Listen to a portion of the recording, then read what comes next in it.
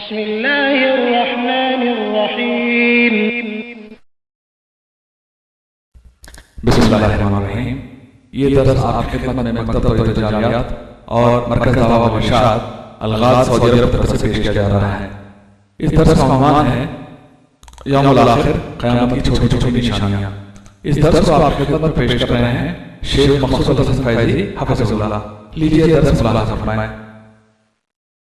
الرحیم الحمد للہ رب العالمین الرحمن الرحیم مالک یوم الدین ونشهد ان لا الہ الا اللہ ونشهد ان سیدنا ومولانا محمدا عبده ورسوله ارسلہ الى الناس کافۃ بشیرا ونذیرا اما بعد فاعوذ باللہ السمیع العلیم من الشیطان الرجیم بسم اللہ الرحمن الرحیم فهل ينظرون إلا الساعة أن تأتيهم بغتة فقد جاء أشراطها فأنى لهم إذا جاءتهم ذكراهم سبحانك لا علم لنا إلا ما علمتنا إنك أنت العليم الحكيم رب اشرح لي صدري ويسر لي أمري واحلل عقدة من لساني يفقهوا قولي واحلل عقدة من لساني يفقهوا قولي۔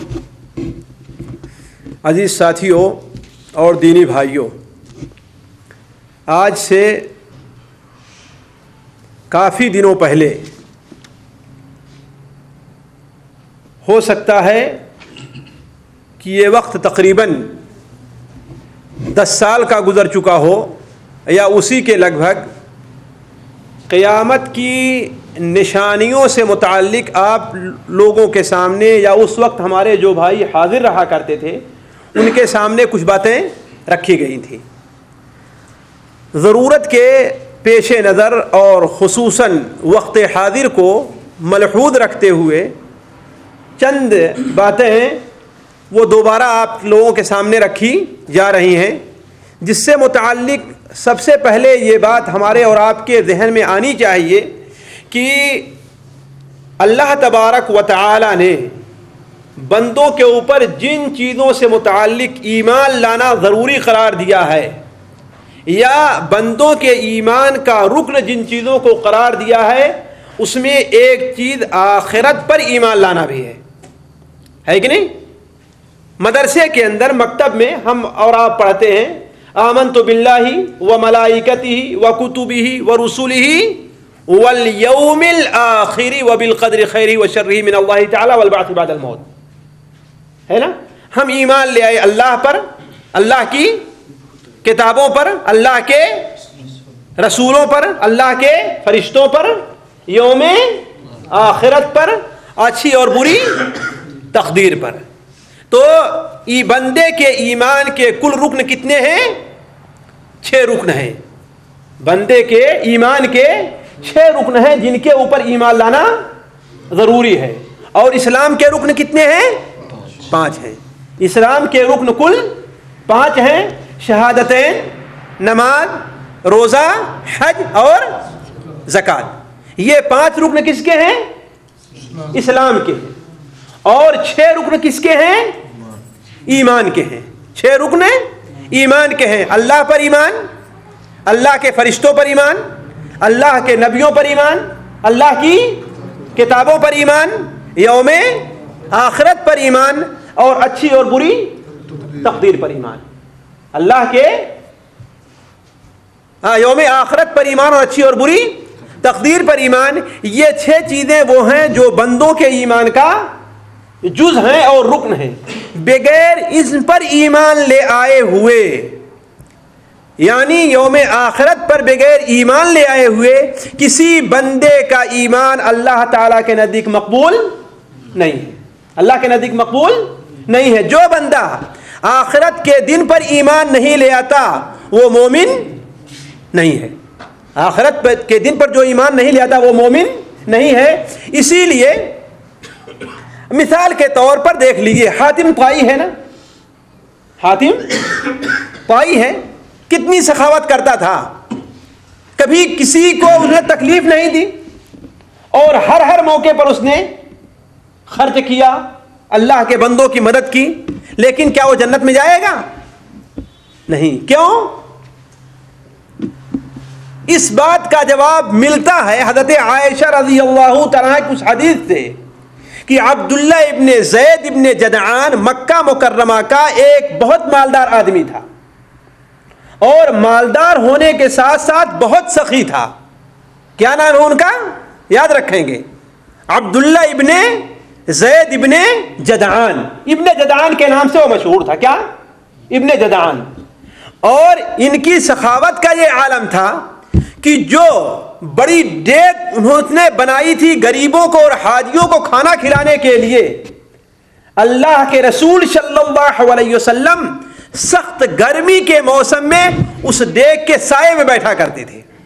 کتنی بڑی دیگ رہی ہوگی ذرا بتائیں آپ، کہ دوپہر کے اندر اس دیگ کا سایہ اتنا ہوا کرتا تھا کہ اس کی سائے میں انسان بیٹھ جائے.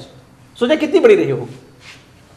شاید آپ لوگوں نے دیکھا نہ ہو اتنی بڑی دیگ، کہ دیکھا ہے کہ جس کے سائے میں انسان بیٹھ جائے، اور اس کے اندر جو کھانا پکا کر کے یا اس وقت کھانے کی جو چیز ہوتی تھی وہ جو رکھی جاتی تھی تو گھوڑے پر چڑھ کر کے رکھی جاتی تھی، یعنی اتنے اونچا تھا وہ.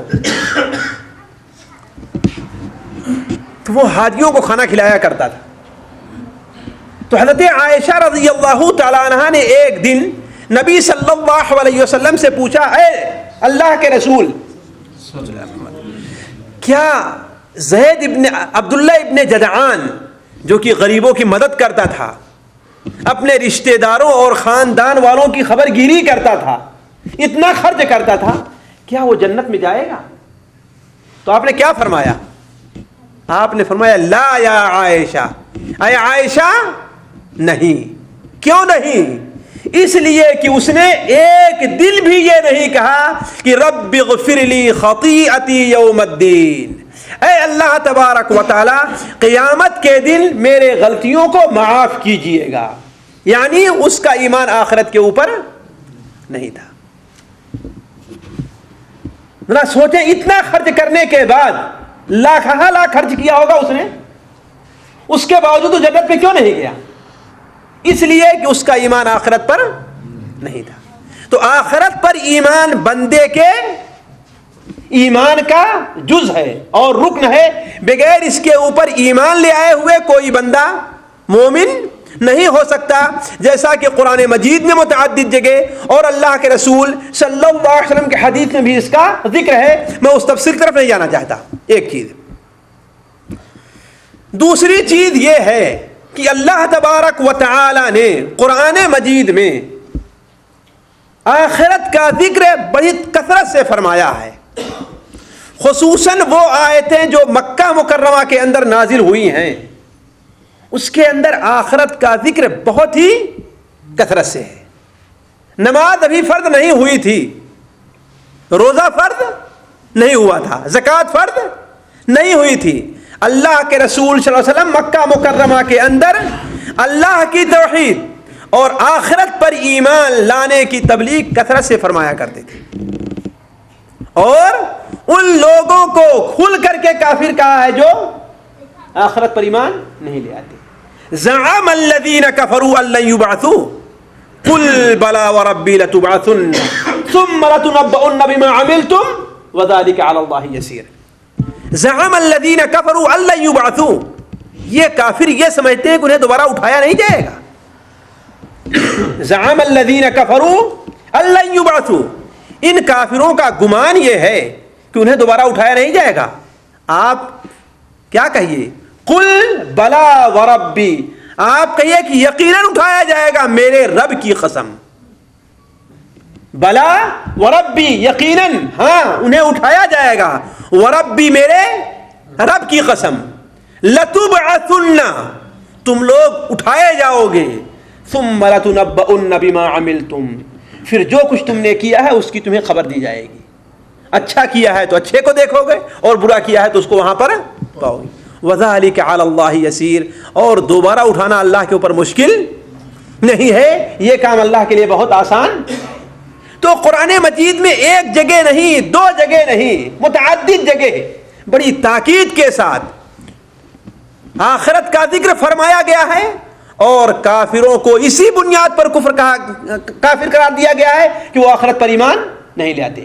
وَأَنَّ السَّاعَةَ آتِيَةٌ لَا رَيْبَ فِيهَا, اور بے شک الساعہ یعنی قیامت آنے والی ہے, لا ریب فیہا اس کے اندر کوئی شک شبہ نہیں ہے, ولکن اکثر الناس لا یؤمنون لیکن اکثر لوگ اس کے اوپر ایمان نہیں لے آتے. تو قیامت کے اوپر ایمان بڑا ضروری ہے. اچھا ایک بات اور, آگے بڑھنے سے پہلے ذرا یہ دیکھیں, عقلاً بھی یہ ضروری ہے کہ قیامت آنی چاہیے. عقلاً بھی یہ ضروری ہے کہ قیامت آنی چاہیے. کیوں؟ دو اعتبار سے. دو اعتبار سے. ایک اعتبار سے تو یہ کہ ایک مومن بندہ ہے, وہ بہت سی چیزوں سے وہ پرہیز کرتا ہے, بہت سی چیزوں سے وہ پرہیز کرتا ہے, اس کا استعمال نہیں کرتا. اس سے بھی واضح طور پر یہ مثال لیجئے کہ ایک آدمی ہے, بڑا ظالم ہے, لوگوں کا حق کھاتا ہے, لوگوں کو مارتا ہے, ان کی عزت ریزی کرتا ہے, ان کو ہر طریقے سے پریشان کرتا ہے, اور دنیا کی نعمت میں ہر قسم کی نعمت اسے ملی ہوئی ہے. اسی حالت میں اس کا انتقال ہو جاتا ہے. ہو جاتا ہے کہ نہیں ہو جاتا ہے؟ اچھا ایک مظلوم ہے, دنیا میں ظلم ہی سہتا رہتا ہے, بیمار ہی رہتا ہے, مار ہی کھاتا رہتا ہے, اور فقیر ہی رہتا ہے, دنیا کی کوئی نعمت اسے نہیں مل پاتی, اور اسی طریقے سے دنیا سے وہ چلا جاتا ہے. تو کس عقل میں آنے والی بات ہے کہ اس دنیا میں اس ظالم کے ظلم کا بدلہ اسے نہیں ملا, اور اس دنیا میں اس مظلوم کا حق اسے نہیں حاصل ہوا. تو یقیناً کوئی ایسا دن ہونا چاہیے جس دن اس ظالم کو اس کے ظلم کا بدلہ ملے جو دنیا میں نہیں ملا ہے, اور اس مظلوم کو اس کا حق ملے جو اس دنیا میں اپنا نہیں پا سکا ہے. اور وہ دن کون ہے؟ قیامت کا ہے. اس کے علاوہ اور کوئی دنیا میں دن نہیں ہے. کیا ہے کوئی دن؟ ایک انسان ظلم کرتے کرتے دنیا سے گزر جاتا ہے, اور ایک انسان ظلم سہتے سہتے دنیا سے گزر جاتا ہے. اب اگر کوئی ایسا دن نہ ہو جہاں پر ان دونوں کو ایک دوسرے کا بدلہ نہ ملے, تو یہ تو بہت صراحتاً ظلم ہے, نا انصافی ہے دنیا والوں کی نظر میں. لہذا ہونا چاہیے کوئی ایسا دن جہاں پر اس ظالم کو اس کے ظلم کا بدلہ دیا جائے, اور اس مظلوم کو اس کا حق دلایا جائے. اور یہ دن کون ہوگا؟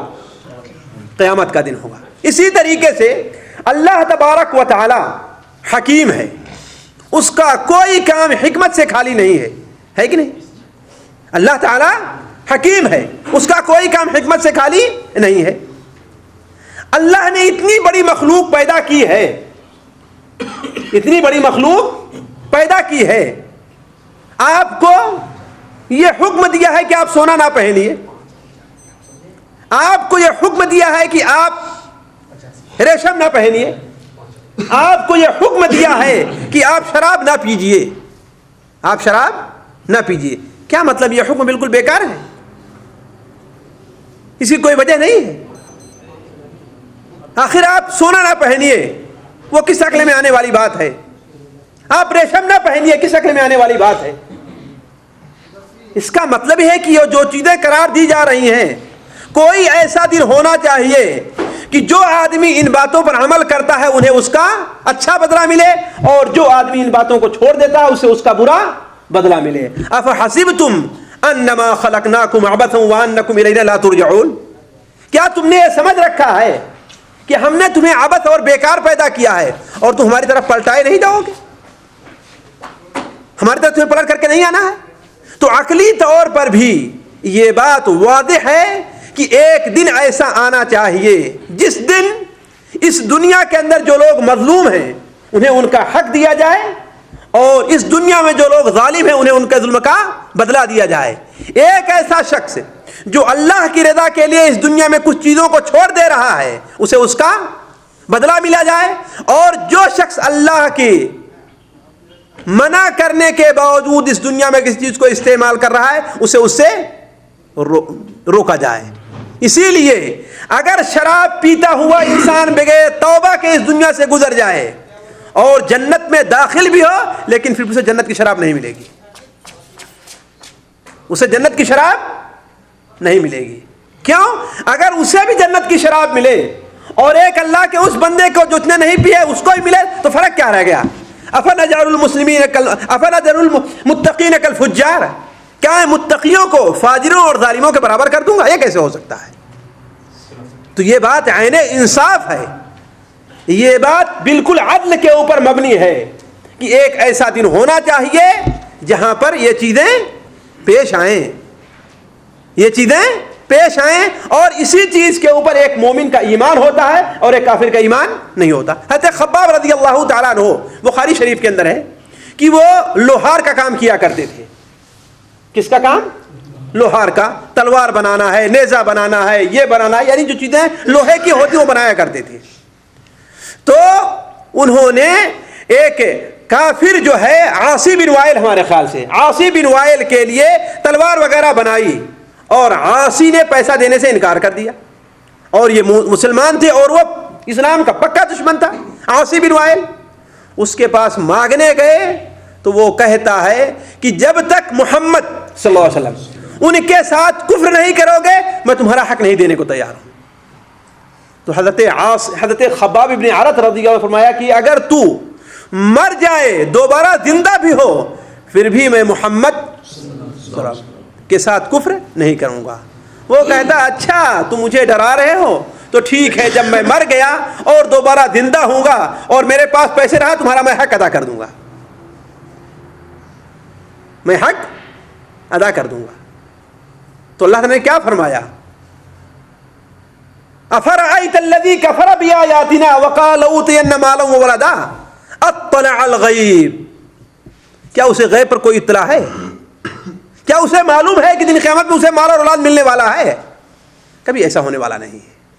تو عرض کرنے کا مقصد کہ عقل یہ کہتی ہے کہ اس دنیا کے اندر جو انسان ظلم کیا گیا ہے اگر اس دنیا میں اس کا حق نہیں مل سکا تو آخرت میں اس کا حق دلایا جائے، اور ظالم جو ظلم کرتے کرتے اس دنیا سے چلا گیا ہے ایک دن ایسا ہونا چاہیے کہ اسے اس کے ظلم کا بدلہ ملا جائے۔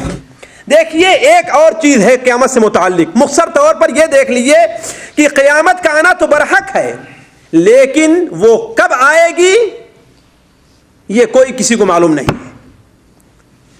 بالضبط قیامت کب آئے گی یہ کسی کو معلوم نہیں ہے، جیسا کہ قرآن مجید میں اللہ تبارک و تعالی نے متعدد جگہ اس بات کو واضح کیا ہے۔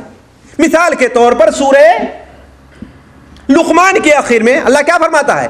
ان اللہ عنده علم الساعہ، اللہ ہی کے پاس قیامت کا علم ہے۔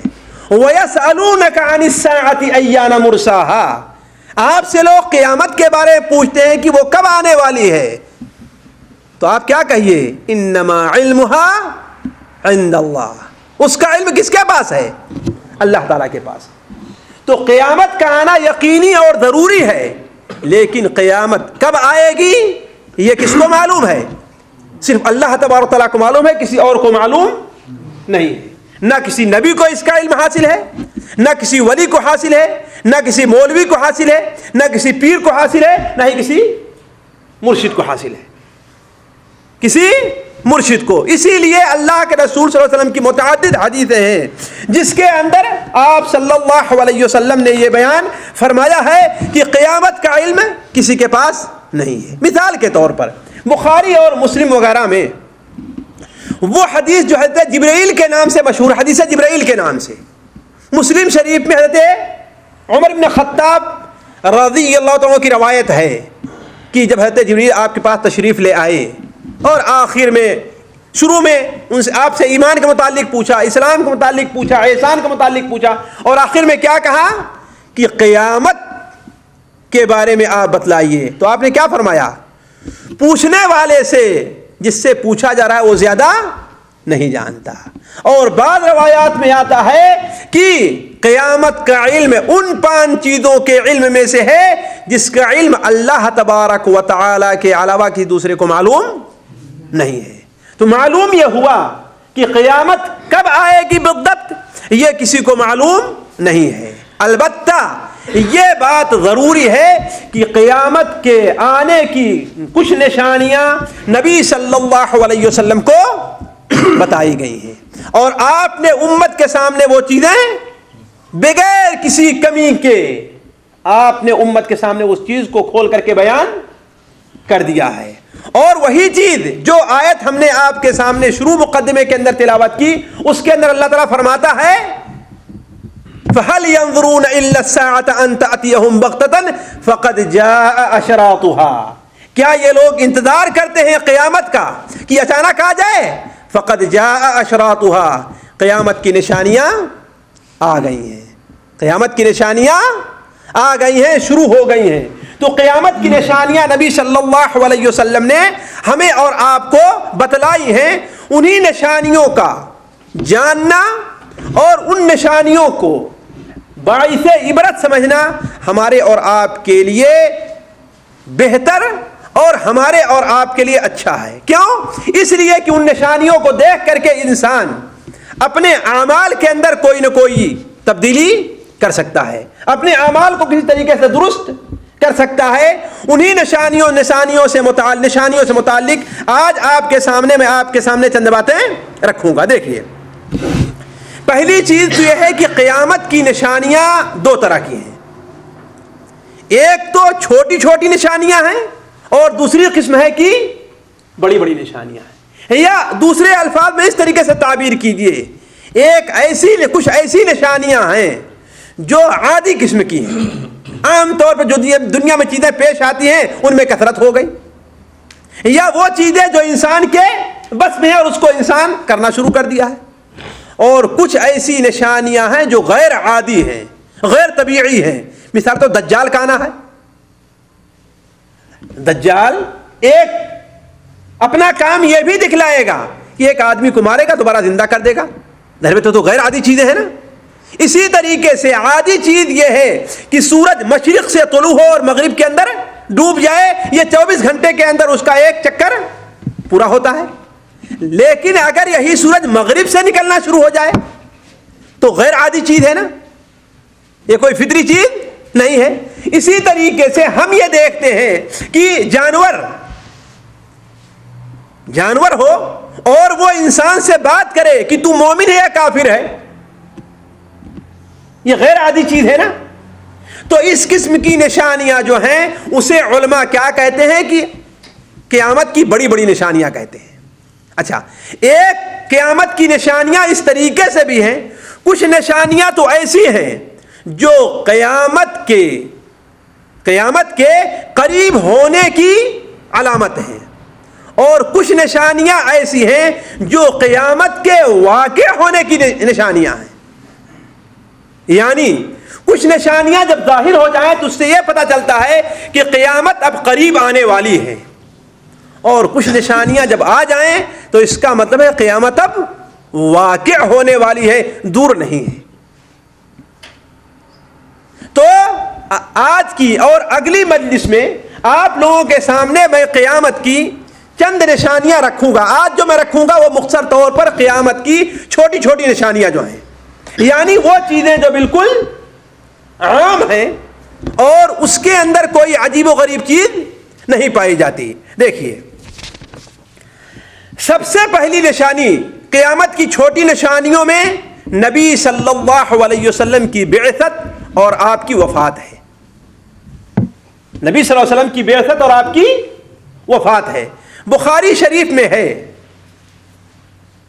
یا مسلم شریف میں ہے, حضرت عوف ابن مالک رضی اللہ عنہ بیان فرماتے ہیں کہ غزوہ تبوک کے موقع پر میں نبی صلی اللہ علیہ وسلم کے ایک خیمے میں گیا. آپ اس وقت ایک چمڑے کے خیمے میں تھے, چمڑے کا بھی خیمہ بنتا تھا, آپ اس کے اندر بیٹھے ہوئے تھے اور خیمہ چھوٹا تھا, اس کا دروازہ جو تھا وہ بھی چھوٹا تھا. تو ہم نے اجازت چاہی کہ اے نبی صلی اللہ علیہ وسلم کیا میں داخل ہو سکتا ہوں؟ تو آپ نے فرمایا ہاں داخل ہو جاؤ. ہم نے کہا کیا میں اپنے پورے کے پورے آ جاؤں؟ یعنی چھوٹا جگہ تھی. تو آپ نے فرمایا ہاں پورے کے پورے داخل ہو جاؤ. اور پھر عوف ابن مالک رضی اللہ تعالیٰ عنہ نے نبی کریم صلی اللہ علیہ وسلم سے قیامت کی نشانیوں کے بارے میں سوال کیا. تو آپ صلی اللہ علیہ وسلم نے قیامت کی نشانیاں بتائی اور آپ نے فرمایا اعدد ستن, 6 نشانیاں قیامت سے پہلے پہلے تم شمار کرو. پہلی نشانی آپ نے اس میں کیا بتائی؟ میری وفات, بیت المقدس کا فتح ہونا, تیسری نشانی بتائی آپ نے کہ ایک عام موت پیدا ہوگی، ایک عام بیماری ہوگی جس سے بہت سے لوگ مر جائیں گے۔ چوتھی نشانی آپ نے بتائی کہ مال کی بڑی کثرت ہو جائے گی، مال کی بڑی کثرت ہو جائے گی۔ اور پانچویں نشانی کیا بتائی؟ ہمارے خیال سے عام فتنہ پیدا ہوگا جو عرب کے تمام گھروں کے اندر داخل ہو جائے گا، کوئی ایسا گھر نہیں ہوگا جس کے اندر وہ فتنہ داخل نہ ہو۔ اور چھٹی نشانی آپ یہ بتائی کہ تم اور بنو اصفر یعنی نصارہ مل کر کے ایک دشمن کے خلاف لڑنے کے لیے تیار ہو جاؤ گے، اور جب تمہیں کامیابی ہوگی تو نصارہ خیانت کریں گے اور پھر تمہارے بیچ اور ان کے اندر لڑائی چھڑ جائے گی۔ یہ 6 نشانیاں قیامت کی ہیں، یہ قیامت کی 6 نشانیاں ہیں، اور یہ تقریباً 6 نشانیاں جو شمار ہوتی ہیں وہ یہ ہیں کہ قیامت کی چھوٹی چھوٹی نشانیوں میں سے ہیں یا قیامت کے قریب ہونے کی نشانی ہے۔ جہاں تک پہلی نشانی کا تعلق ہے، یعنی نبی صلی اللہ علیہ وسلم کا اس دنیا سے رخصت ہو جانا، وہ تو ہر ایک کو معلوم ہے۔ بخاری شریف وغیرہ میں ہے کہ اللہ کے رسول صلی اللہ علیہ وسلم نے ارشاد فرمایا کہ بعثت انا والساعۃ کہاتین، میں اور قیامت ایسے ہی بھیجے گئے ہیں، یعنی جتنا فاصلہ ان دونوں انگلیوں کے بیچ میں ہے میرے اور قیامت کے بیچ میں اتنا ہی فاصلہ ہے۔ یعنی مطلب یہ ہے کہ میرے بعد اب قیامت کے قریب ہونے کی نشانیاں شروع ہو جائیں گی، میری آمد کے بعد قیامت کے قریب ہونے کی نشانیاں شروع ہو جائیں گی۔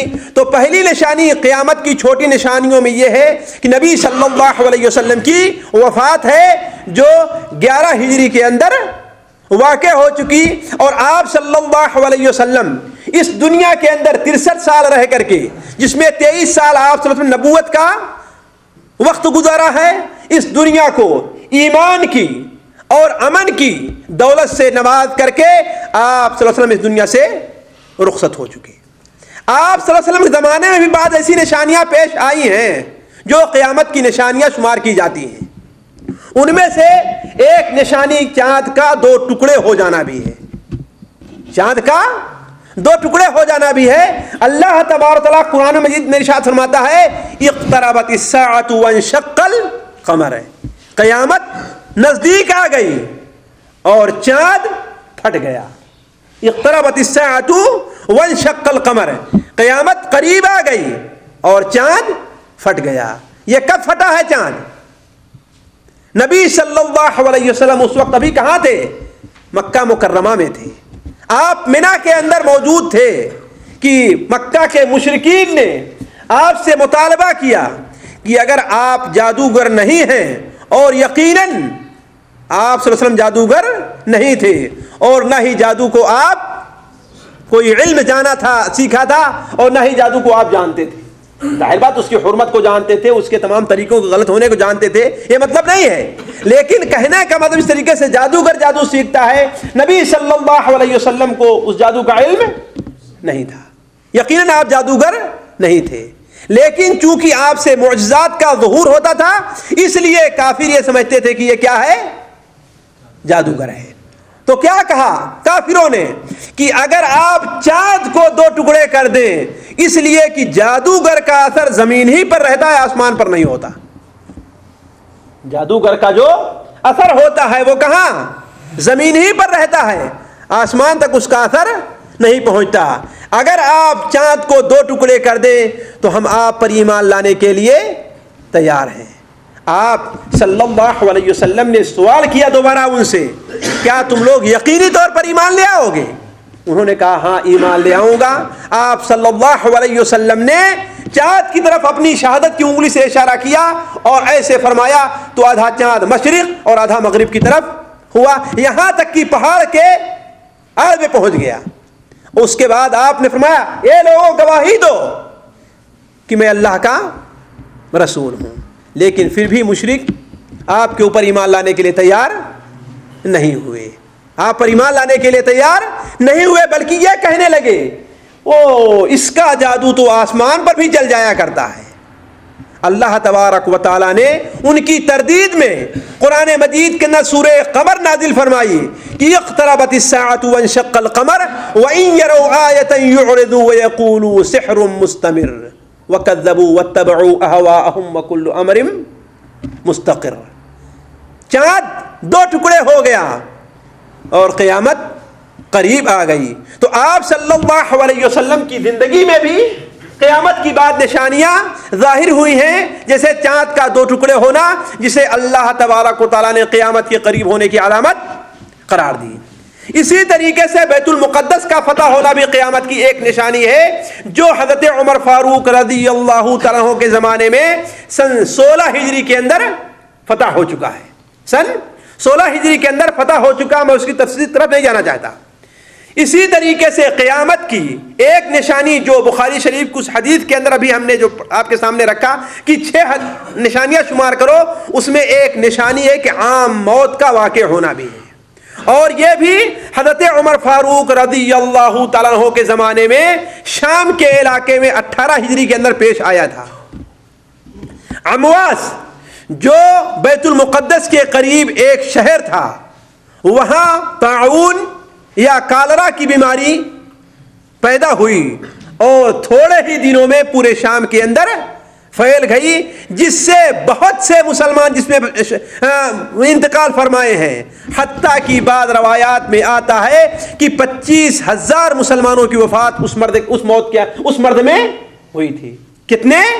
25,000، جن میں حضرت ابو عبیدہ رضی اللہ تعالیٰ عنہ بھی شریک تھے، حضرت معاذ ابن جبل رضی اللہ تعالیٰ عنہ، حضرت حارث ابن ہشام، ان تمام لوگوں کی موت اسے طاعون امواس کے اندر واقع ہوئی ہے.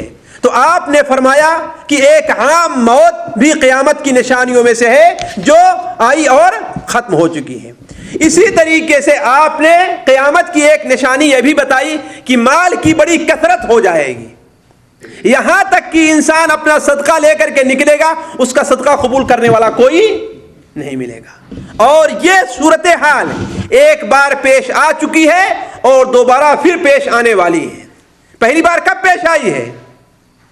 حضرت عمر ابن عبد العزیز رضی اللہ تعالی رحمہ اللہ کے زمانے میں. حالانکہ ان کی خلافت تقریباً صرف 30 مہینے رہی ہے، لیکن اس کے باوجود مال کی فراوانی اس قدر ہو گئی تھی کہ بسا اوقات آدمی اپنا صدقہ لے کر کے مسجد کے پاس آتا تھا، ایک آدمی کے پاس رکھ کر گیا تھا کہ اسے غریبوں میں تقسیم کر دو، لیکن شام کو دوبارہ اپنا صدقہ آ کر کے واپس لے لیتا تھا، کوئی اسے قبول کرنے والا ملتا نہیں تھا. اسی طریقے سے یہ صورتحال دوبارہ بھی پیش آئے گی. وہ کب؟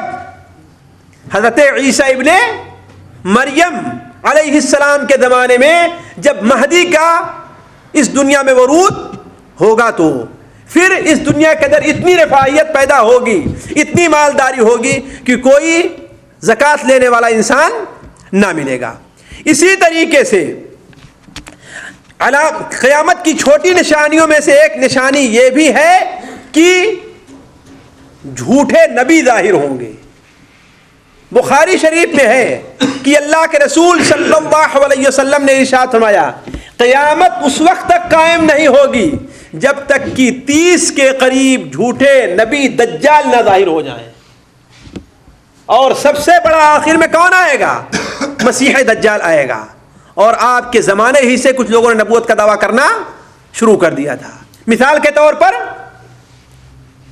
طور پر مسیلمہ کذاب، اسود عنسی، طلیحہ الاسدی اور سجاح جو عورت تھی. ان تمام لوگوں نے آپ کے زمانے میں یا آپ کے وفات کے فوراً بعد نبوت کا ان لوگوں نے دعویٰ کیا تھا.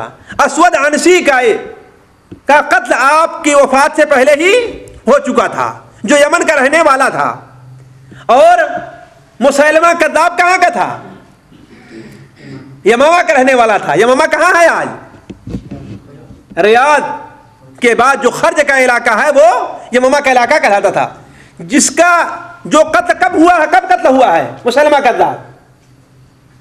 حضرت ابوبکر صدیق رضی اللہ تعالیٰ عنہ کے زمانے میں حضرت خالد بن ولید کی قیادت میں جو فوج بھیجی گئی تھی. اچھا اسے قتل کس نے کیا ہے؟ مسلمہ کذاب کو کون بتا سکتا ہے؟ مسلمہ کذاب کو قتل کس نے کیا ہے؟ کسی کو معلوم ہے؟ پڑھیں تاریخ بھائی. ہاں نہ، جس نے کفر کی حالت میں اسلام کے سب سے بڑے پہلوان کو قتل کیا تھا، شہید کیا تھا، اسی نے مسلمہ کذاب کا بھی قتل کیا ہے. وحشی نے، وحشی بن حرب نے، جس نے حضرت حمزہ رضی اللہ تعالیٰ عنہ کو شہید کیا تھا، اسی نے مسلمہ کذاب کو قتل کیا ہے. اور یہ سوچتے ہوئے کہ جب میں کافر تھا تو اسلام کے سب سے بڑے سردار کو ہم نے مارا ہے، تو اسلام لانے کے بعد کفر کا جو سب سے بڑا سردار ہے اسے میں قتل کروں گا تاکہ اللہ تعالیٰ کے سامنے منہ دکھانے کے لائق ہو جاؤں. ہے نا؟ تو مسلمہ کذاب کا قتل کب ہوا ہے؟ حضرت ابوبکر صدیق رضی اللہ تعالیٰ عنہ کے زمانے میں، جب حضرت خالد بن ولید رضی اللہ تعالیٰ اپنی فوج لے کر کے یمامہ پر آپ نے چڑھائی کی ہے. تو اسی طریقے سے طلحہ الاسدی، اس نے دوبارہ کہا جاتا ہے کہ ایمان قبول کیا، اس کا ایمان اچھا ہوا. کہنے کا مطلب ہے کہ بہت سے لوگوں نے نبوت کا دعویٰ کیا، ویسے تو بہت نے دعویٰ کیا ہے، لیکن 30 کے قریب یعنی 27 ایسے ہیں جو بڑے پیمانے کے ہیں، یعنی ان کی طاقت بہت زیادہ ہوگی اور اس کے ماننے والے بہت زیادہ ہوں گے. انہی میں سے ایک نبی جو قریب میں گزرا ہے، اس کا کیا نام ہے؟ آپ کے یہاں کا ہے بھائی، غلام احمد قادیانی، ربوہ میں جس کا اڈا بنا ہوا ہے. وہ پنجاب قادیان کا رہنے والا تھا. ہندوستان پاکستان کے تقسیم کے بعد انگریزوں نے اپنی چالاکی سے انہیں کہاں منتقل کیا؟ پاکستان منتقل کر دیا تاکہ مسلمانوں میں رہ کر کے اپنا زہر پھیلائیں. غلام احمد قادیان اس نے بھی نبوت کا دعویٰ کیا تھا. تو قیامت کی نشانیوں میں سے ایک نشانی یہ ہے، بڑے بڑے تقریباً 30 بڑے بڑے دجالوں اور کذابوں اور نبوت کے دعووں داروں کا ظاہر ہونا ہے. اور آگے چل کر کے بتلاؤں گا کہ ان میں سے آپ نے بتایا کہ 3 عورتیں ہوں گے اور باقی مرد ہوں گے جو نبوت کے دعوے دار ہوں گے، اور ایک کا ظہور ہو چکا ہے سجاہ کا، جو صحابہ کرام کے زمانے میں جو ظاہر ہوئی تھی.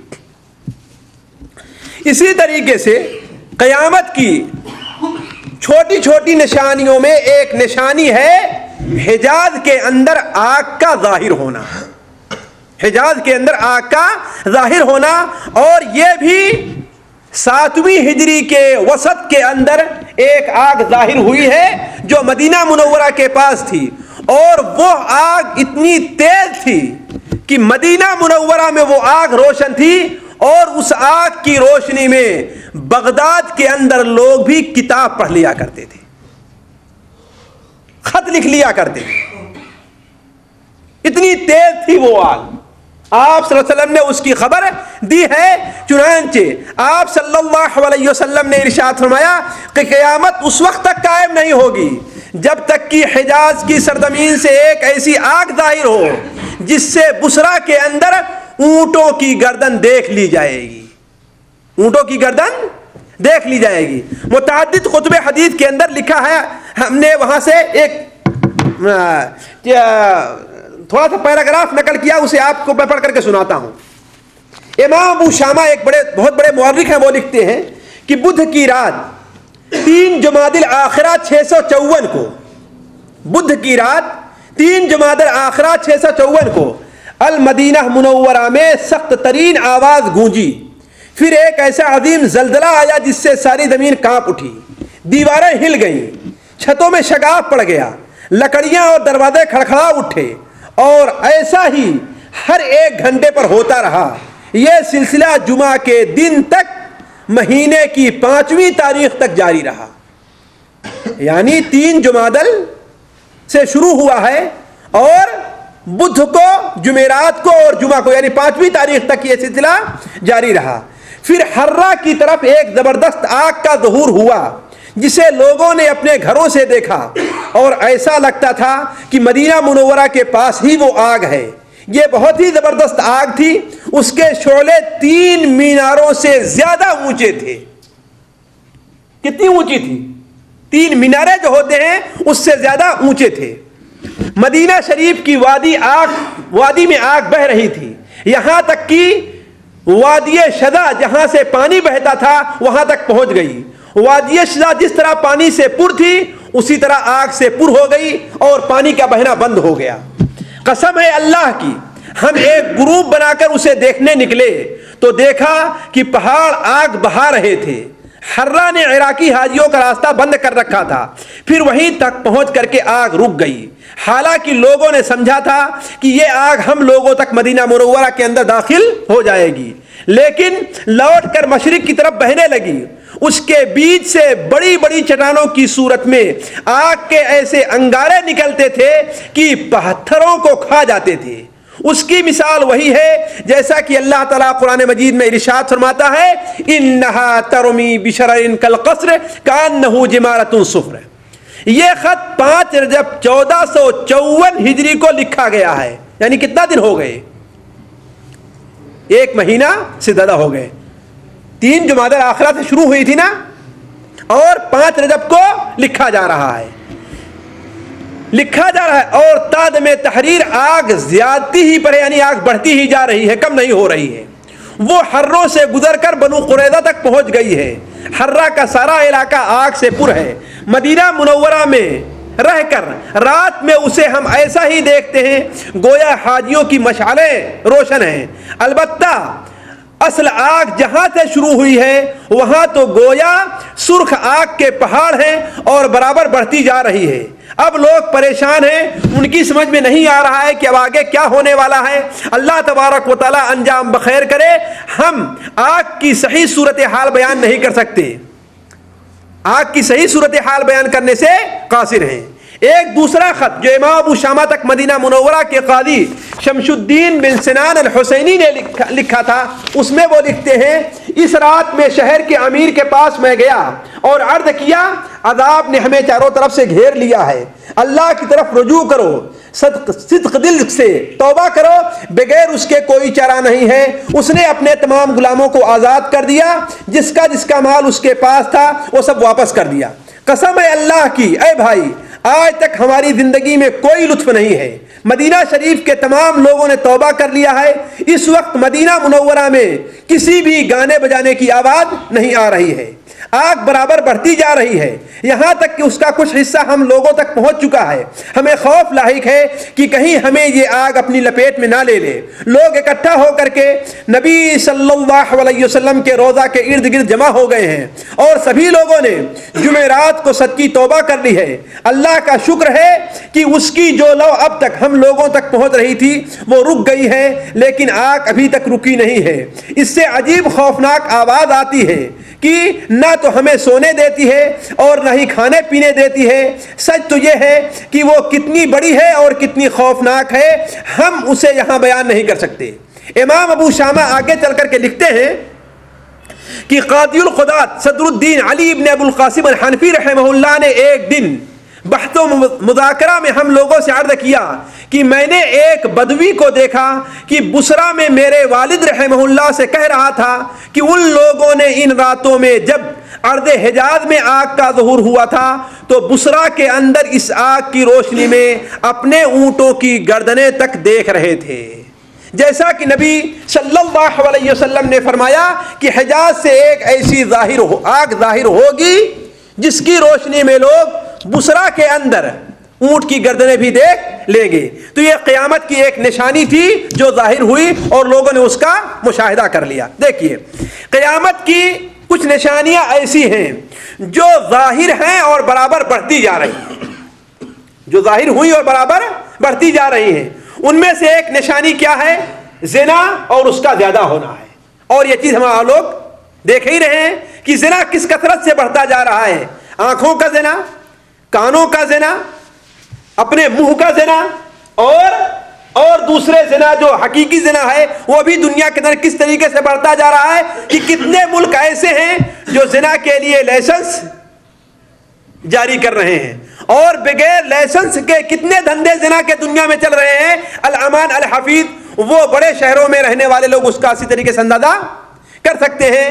مثال کے طور پر دنیا کے بڑے بڑے جو شہر ہیں اس میں اس قسم کے کتنے دھندے چلتے ہیں اللہ ہی بہتر جانتا ہے. تو زنا کی کثرت یہ بھی قیامت کی نشانیوں میں سے ہے.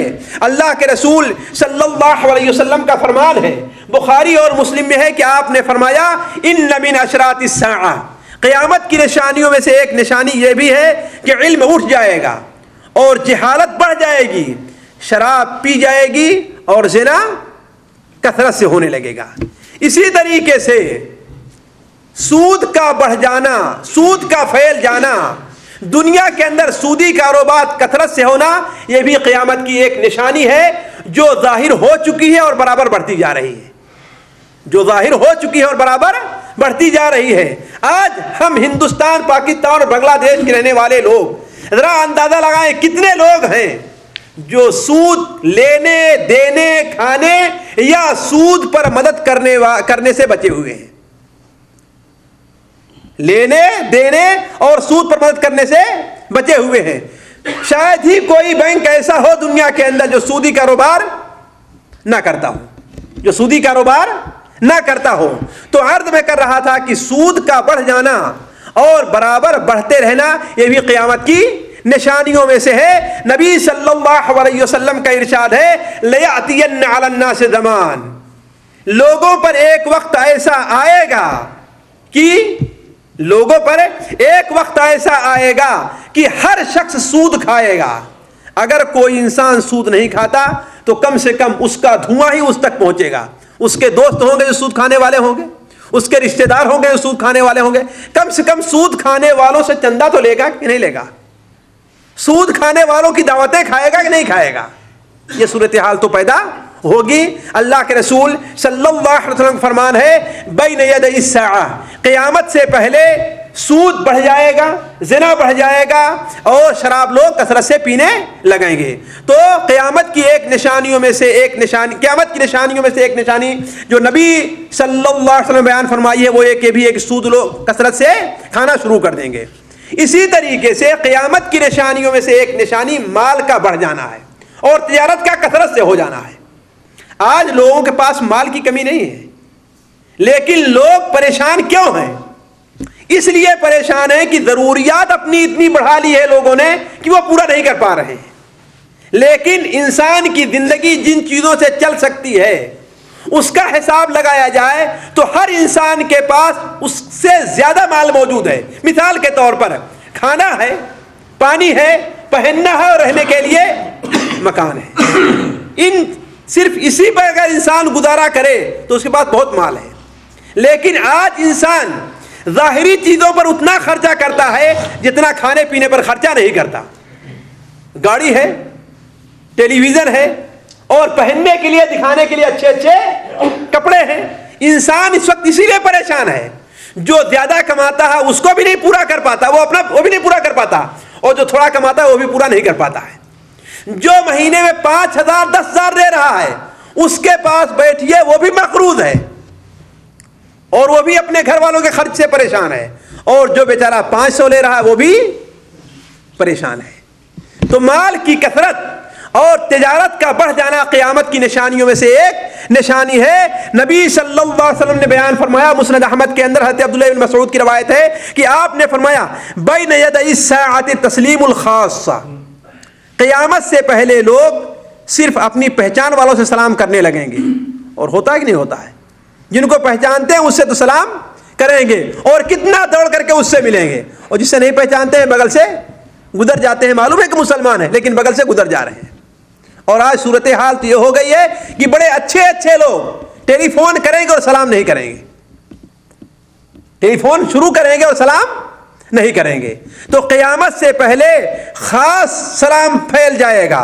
وہ فشوب التجارہ, اور تجارت بڑھ جائے گی, یہاں تک کہ عورت تجارت میں اپنے شوہر کی مدد کرے گی, عورت تجارت میں اپنے شوہر کی مدد کرے گی. اور ظاہر بات ہے کہ یہ چیز بڑی عام ہو چکی ہے, یہ چیز بڑی عام ہو چکی ہے. اسی طرح آپ نے قیامت کی ایک نشانی بیان کرتے ہوئے آپ نے بیان فرمایا کہ قیامت اس وقت تک قائم نہیں ہوگی جب تک کہ فتنے ظاہر نہ ہو جائیں, جھوٹ بولنا بہت نہ بڑھ جائے.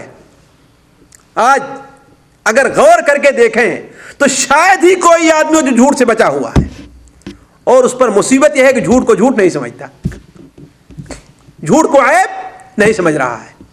جھوٹے بہانے کر دینا, دھوکے دے دینا. کسی سے پیسہ لیا ہے, اچھا بھائی 5 دن میں واپس کر دوں گا. واپس کتنے دن؟ 5 سال میں بھی واپس نہیں کرے گا, اور وعدہ صرف 5 دن کا کیا تھا. ارے بھائی وعدہ کیا تھا لیکن نہیں ہوا تو کیا کروں, کہاں سے لے آؤں؟ نہیں, یہ تو جب ہوگا تو دے دوں گا. کہتے کہ نہیں کہتے ہیں؟ تو جھوٹ بولنا اتنا عام ہو چکا ہے.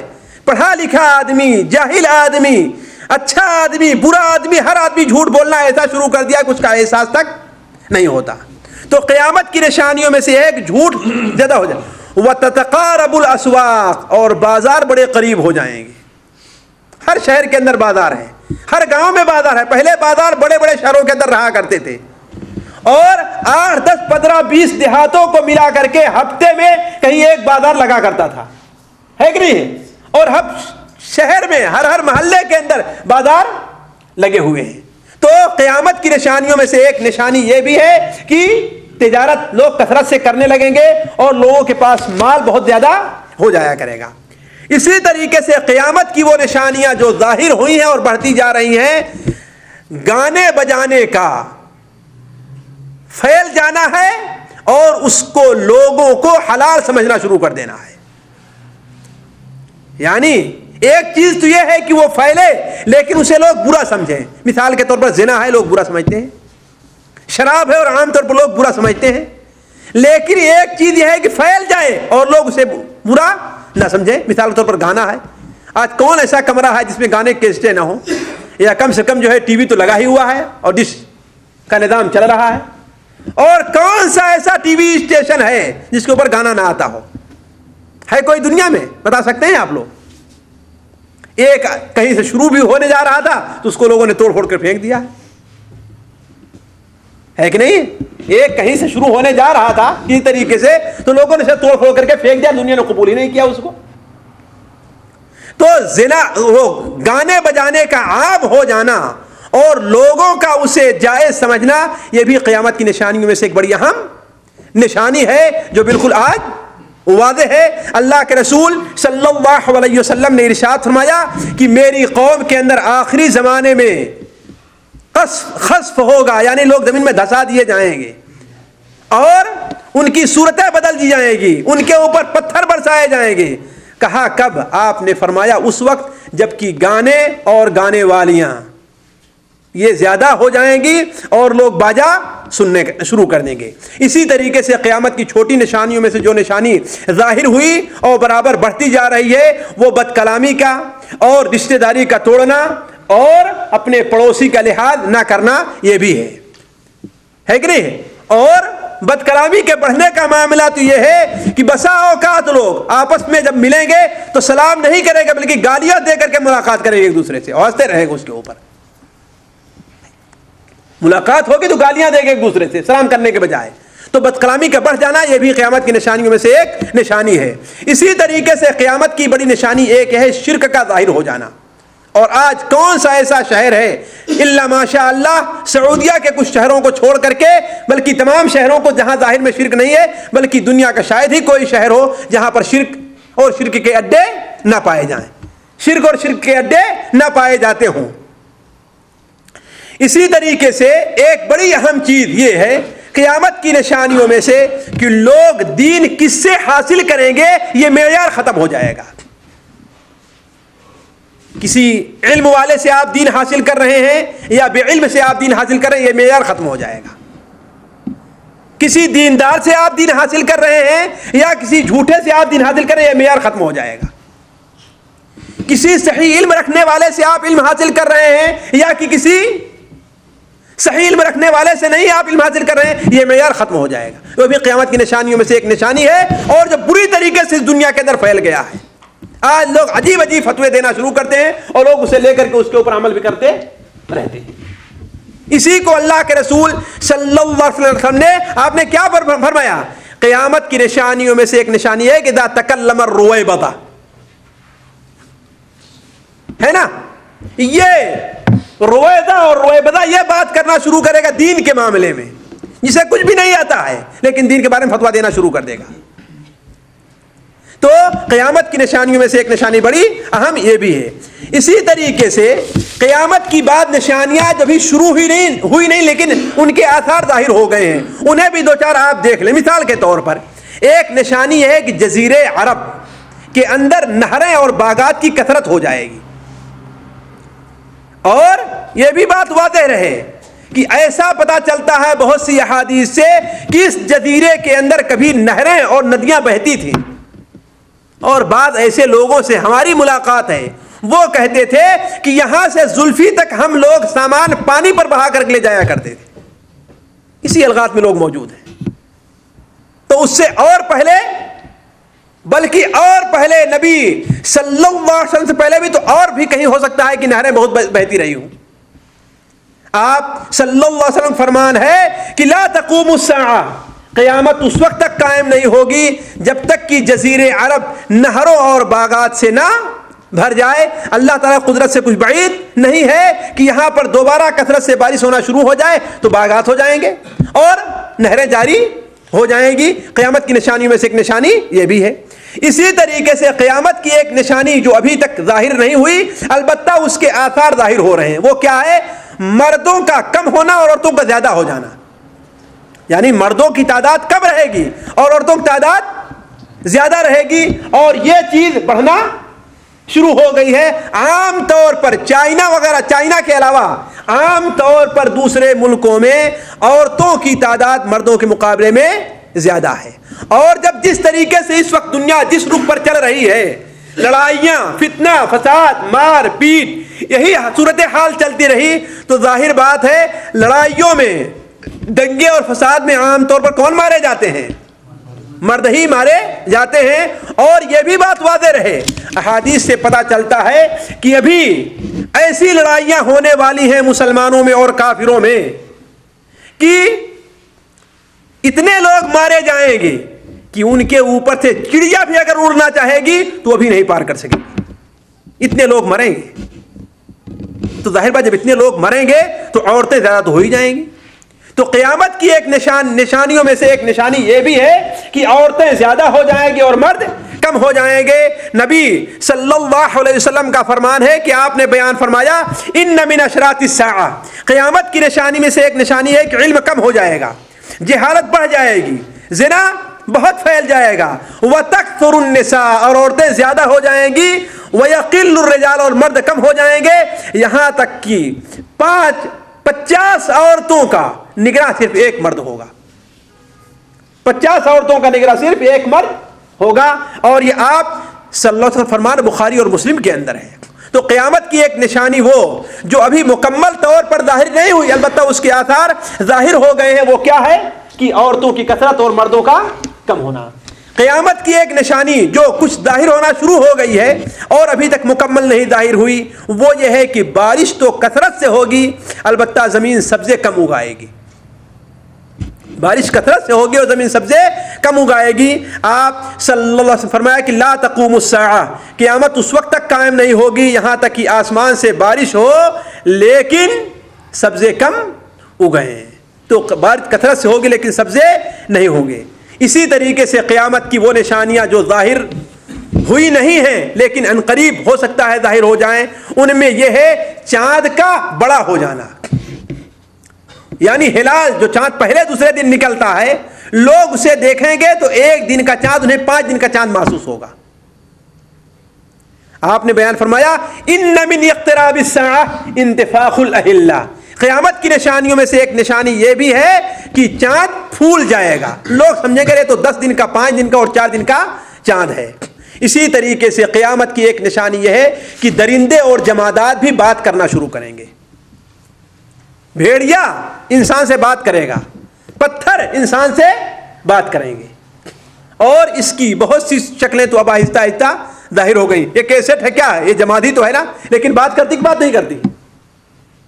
کیسٹ ہے, آواز سنتے ہی نہیں سنتے.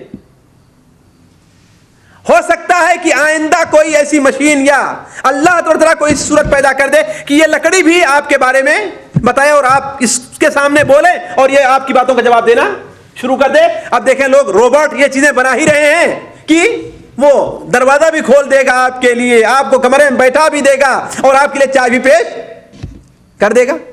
تو قیامت کی نشانیوں میں سے ایک نشانی یہ بھی ہے کہ درندے اور جمادات انسانوں سے بات کرنا شروع کریں گے. ان چیزوں کو دیکھ کر کے انسان کو, ایک مسلمان کو نبی صلی اللہ علیہ وسلم کی صداقت پر ایمان لے آنا چاہیے. اسی طریقے سے قیامت سے پہلے ایسی ایسی مصیبتیں, ایسی ایسی بیماریاں, ایسی ایسی پریشانی, ایسے ایسے فتنے ظاہر ہوں گے کہ انسان موت کی تمنا کرے, کاش کہ ہم مر جاتے بس. اور اپنے دل کے اندر غیرت رکھنے والا مسلمان اس وقت جو صورتحال مسلمانوں کی ہے بعض علاقوں میں, وہاں دیکھ کر کے تمنا کرتا ہے کاش کہ ہم مر جاتے. تو ہم سے پہلے جو لوگ تھے ان کے اوپر تو یہ مصیبت نہیں آئی تھی, لیکن ہمارا عام طور پر جو مسلمان ہے وہ ابھی تک بڑی غفلت میں ہے, بڑی غفلت میں ہے. اسے کوئی پرواہ نہیں ہے کہ دنیا مسلمانوں کے ساتھ کیا ہو رہا ہے, ہمارے ملک میں, ہمارے شہر میں, ہمارے گاؤں میں, ہمارے پڑوس میں, ہمارے صوبے میں, ہمارے صوبے کے بغل میں ہمارے مسلمانوں کے ساتھ کیا ہو رہا ہے اس کی پرواہ نہیں ہے. تو یہ چیزیں قیامت کی نشانیوں میں ہیں, اور قیامت کی بڑی بڑی چھوٹی چھوٹی نشانیاں بہت زیادہ ہیں, لیکن وقت کی تنگی کی وجہ سے وہ آپ کے سامنے ہم نے نہیں رکھا. اللہ تبارک تعالیٰ سے دعا ہے کہ اللہ تعالیٰ ہمیں اور آپ کو قیامت سے پہلے قیامت کے لیے صحیح تیاری کرنے کی توفیق عطا فرمائے. اللہ تبارک و تعالیٰ ہم میں سے ہر شخص کا خاتمہ خیر پر کرے. اللہ تبارک و تعالیٰ ہم میں سے ہر شخص کو اس کی موت آنے سے پہلے اسے سچی توبہ کی توفیق عطا فرمائے. اللہ تعالیٰ ہمیں اور آپ کو ان باتوں پر جو ہم نے سنا ہے اس کے اوپر اچھی طریقے سے عمل کرنے کی توفیق دے.